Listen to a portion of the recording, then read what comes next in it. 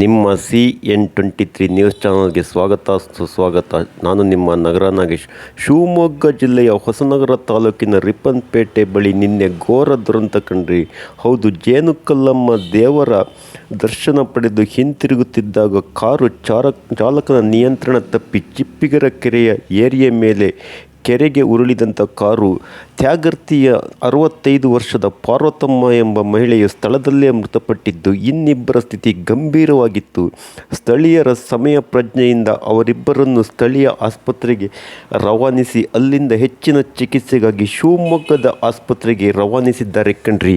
ಇಲ್ಲಿ ಸ್ಥಳೀಯ ಶಾಸಕ ಸಾಗರ ಶಾಸಕ ಬೇಳೂರು ಗೋಪಾಲಕೃಷ್ಣ ತಕ್ಷಣ ಸ್ಥಳಕ್ಕೆ ದೌಡಾಯಿಸಿ ಎಲ್ಲ ವ್ಯವಸ್ಥೆಗಳನ್ನು ಮಾಡಿ ಗಾಯಾಳುಗಳನ್ನು ವಿಚಾರಿಸುತ್ತಿದ್ದಾರೆ.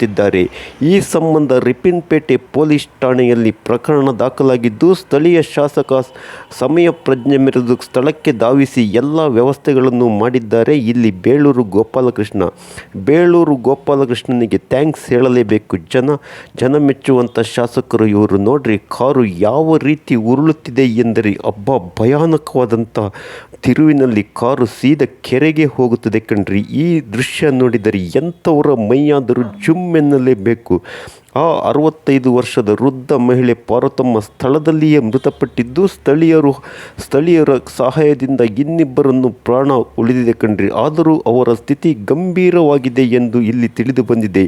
ಈ ಕಾರು ಯಾವ ರೀತಿ ನುಜ್ಜುಗುಜ್ಜಾಗಿದೆ, ಪಾರ್ವತಮ್ಮ ಸ್ಥಳದಲ್ಲಿಯೇ ಮೃತಪಟ್ಟಿದ್ದಾರೆ. ಈ ಸಂಬಂಧ ರಿಪ್ಪನ್ಪೇಟೆ ಪೊಲೀಸ್ ಠಾಣೆಯಲ್ಲಿ ಪ್ರಕರಣ ದಾಖಲಾಗಿದೆ.